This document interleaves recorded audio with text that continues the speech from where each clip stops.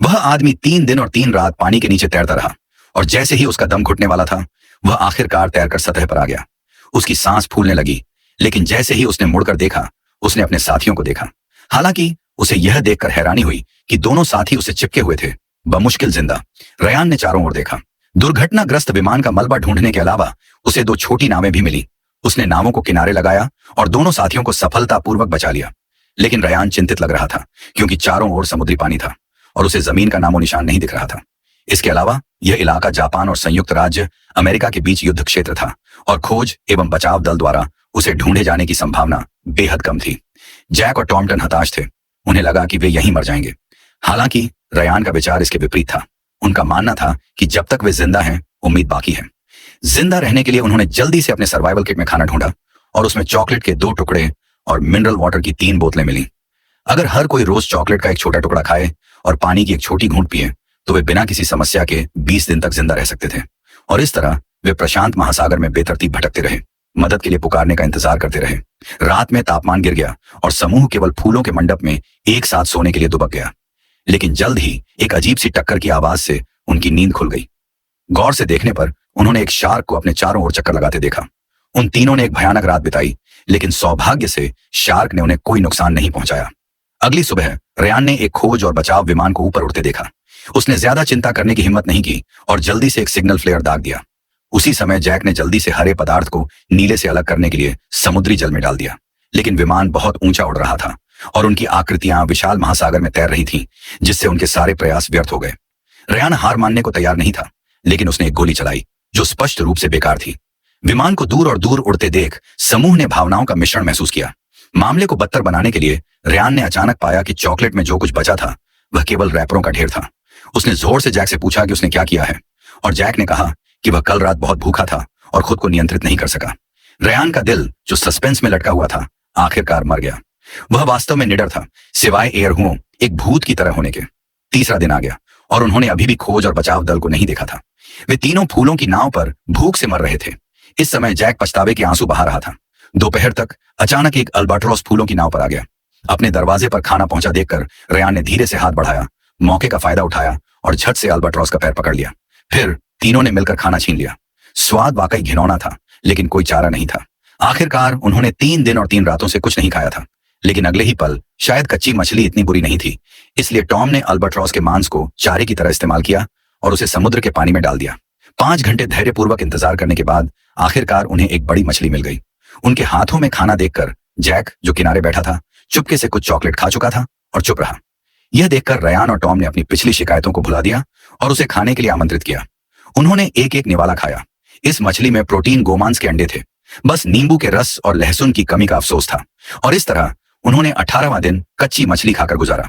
दाहुओं की त्वचा धूप से बुरी तरह झुलस गई थी और वे केवल छायादार जगहों में ही छिप सकते थे। अपने परिवार की तस्वीरें ही उनके आध्यात्मिक पोषण का एकमात्र स्रोत बन गईं। रात में खूबसूरत तारों वाले आकाश का सामना करते हुए तीनों को एक लुभावनी इच्छा हुई, लेकिन तूफान से पहले वाली रात हमेशा शांत रहती थी। जल्द ही खाने की दुकान एक विशालकाय जानवर की तरह दहाड़ने लगी, बार बार उन पर हमला करने लगी। वे केवल अपनी पीठ से चिपके हुए ईश्वर से सुरक्षा की प्रार्थना कर सकते थे। शायद ईश्वर ने उनकी प्रार्थना सुन ली। तूफान के बाद तीनों बच गए और उनका सौभाग्य जारी रहा। फिर हल्की बारिश होने लगी।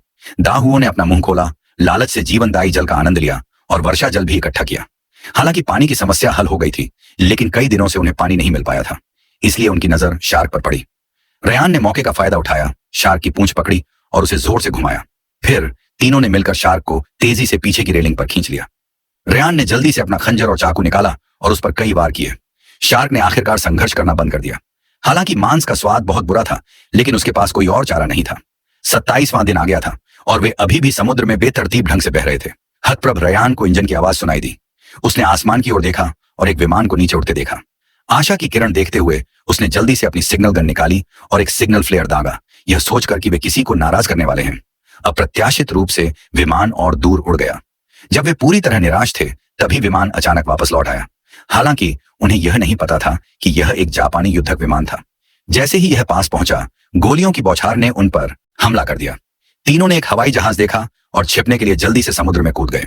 विमान के गुजर जाने के बाद उन्होंने हिम्मत जुटाई और पिहुआ पैवेलियन लौट आए। वे थक चुके थे, लेकिन उनके आश्चर्य का ठिकाना नहीं रहा जब वे सांस भी नहीं ले पाते थे। विमान वापस लौट गया। रयान ने जल्दी से अपने दोनों साथियों को पानी में उतरने को कहा।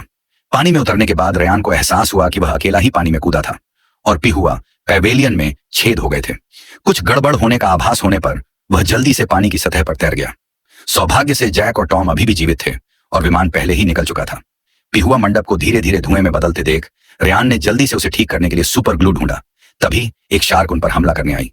आमतौर पर डरपोक जैक ने इस बार हिम्मत दिखाई और शार्क पर अपनी चप्पू से जोरदार प्रहार किया। आखिरकार शार्क, जिसका सिर चोट से दर्द कर रहा था, खुशी खुशी वहां से चली गई।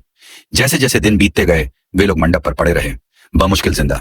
वे न सिर्फ हर दिन चिलचिलाती धूप में रहते थे बल्कि जापानी सेना के हमलों से भी डरते थे। फिर भी उन्होंने बचने की उम्मीद नहीं छोड़ी, लेकिन जैक ने आखिरकार हार मान ली और अपनी जान गंवा दी। रयान और टॉम अपने दुख को दबा पाए और जैक को समुद्र में छोड़ दिया ताकि वह प्रकृति की गोद में लौट सके। 45वें दिन टॉम भूख से बेहाल हो गया था। कोई उम्मीद न देखकर वह रयान के बगल में लेट गया, मौत का सामना करने की तैयारी में। लेकिन कुछ ही देर बाद एक बड़ा जहाज उनके पास आ पहुंचा। दोनों को जापानी सेना ने पकड़ लिया और एक छोटे से कमरे में कैद कर दिया। जाहिर है यह समुद्र में भटकने से बेहतर नहीं था। वह रोजाना जितना चावल खाता था उससे जमीन पर रेंगना मुश्किल था, लेकिन जिंदा रहने के लिए उसे खाने के अलावा उसके पास कोई चारा नहीं था। जापानी सेना अमेरिकी सेना से सैन्य राज उगलवाना चाहती थी, लेकिन रयान ने अपना मुंह बंद रखा। नतीजतन उसे जापानी सैनिकों द्वारा हर दिन पीटा जाता था, लेकिन यह काफी नहीं था। दुश्मन तो उनके कपड़े भी उतरवा देते और फिर टॉम के शरीर को ठंडे पानी से रौंद देते। रयान को क्या पता था कि उसका असली दुस्वप्न अभी शुरू हुआ है। इसके बाद जापानी सेना ने उसकी आंखों पर पट्टी बांधकर उसे होलेन भेज दिया। फिर उसे टोक्यो के ओमोरी युद्धबंदी शिविर में वापस ले गई। कागेटा नाम का एक जापानी अफसर था जो बेहद क्रूर था। प्रशिक्षण के दौरान रयान को भीड़ में सिर्फ उसकी तरफ देखने पर बेरहमी से पीटा गया था। असहनीय दर्द के बावजूद रयान दृढ़ता से खड़ा रहा। फिर से जिद्दी रयान ने फिर भी झुकने से इनकार कर दिया। तब से झिंग त्यान को इस सैनिक की याद आई और उसने रयान को सज्जा के तौर पर रात तक खड़ा रहने दिया। हालांकि रयान झिंग त्यान से दिल से नफरत करता था, लेकिन वह कुछ भी करने में असमर्थ था। जब झिंग त्यान को पता चला कि रयान ओलंपिक लंबी दूरी की दौड़ का चैंपियन है, तो उसने उसे जापानियों के खिलाफ दौड़ाया। लेकिन रयान लंबे समय से कुपोषित था और कुछ ही कदम चलने के बाद जमीन पर गिर पड़ा। फिर उसे फिर से झुकने के लिए मजबूर होना पड़ा। झिंग त्यान रयान का भयानक रूप से मजबूत चेहरा तोड़ना चाहता था। वह आधी रात को रयान को बेल्ट से भी अपने जाल में फंसा लेता था और एक दूसरे का इस्तेमाल करके उसके बेहद नाजुक दिल के खालीपन को भरता था। रयान जानता था कि बदला लेने का सबसे अच्छा तरीका युद्ध के अंत तक जिंदा रहना है, जो उसे सचमुच हराने का एकमात्र तरीका होगा। कुछ ही समय बाद रयान को एक उच्च श्रेणी के होटल में ले जाया गया। उसके जापानी वरिष्ठ अधिकारी उसके ओलंपिक चैंपियन होने का फायदा उठाकर उसे रेडियो पर प्रसारित करवाना चाहते थे ताकि जनमत तैयार हो सके और अमेरिकी सेना पर दबाव बनाया जा सके। अगर वह उनकी बात मान लेता तो उसे हर दिन अच्छा खाना पीना मिलता और उसे यातना शिविर में वापस नहीं लौटना पड़ता। लेकिन रयान ने बिना किसी हिचकिचाहट के यातना शिविर में वापस लौटने का फैसला किया। उसने गुलाम बनने के बजाय झिंग त्यान का सामना करना पसंद किया। झिंग त्यान ने प्रू को कतार में खड़े होने का आदेश दिया और उनमें से हर एक रयान को घूंसा मारेगा। अगर वह नहीं मानता तो झिंग त्यान उसे पीटना शुरू कर देता। रयान अपने साथियों को फंसाना नहीं चाहता था, इसलिए लड़ाई जारी रखने के लिए दहाड़ा और चिल्लाया, और इस तरह एक मुक्का, दो मुक्के, तीन मुक्के, अनगिनत मुक्के रयान के चेहरे पर पड़े। हालांकि लड़ाई दोपहर से रात तक चली, रयान ने फिर भी हार नहीं मानी।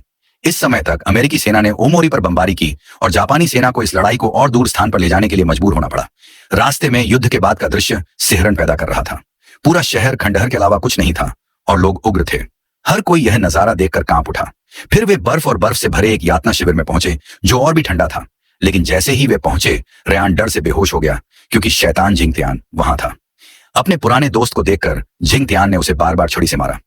यहां रयान को न सिर्फ खाना नहीं मिलता था बल्कि उसे रोज वजन भी ढोना पड़ता था। जब भी अधिकारी नाखुश होते तो उसे यातना देने के लिए किसी ऊंची जगह से धक्का दे देते। झिंग त्यान उसे 100 पाउंड का लट्ठा भी उठाने पर मजबूर करता। अगर वह नहीं मानता तो वह उसे बंदूक के बल पर मजबूर कर देता। जिसे धकेला जा सकता था वह शरीर नहीं बल्कि इच्छा शक्ति थी। ताकतवरों के सामने झिंग त्यान दूसरे पक्ष को झुकाने के लिए सिर्फ हिंसा का ही सहारा ले सकता था। वह अंत तक लड़ता रहा क्योंकि वह जानता था कि जापान का अंत हो चुका है। 15 अगस्त 1945 को जापान ने बिना शर्त आत्मसमर्पण की घोषणा की, जिससे युद्ध समाप्त हो गया।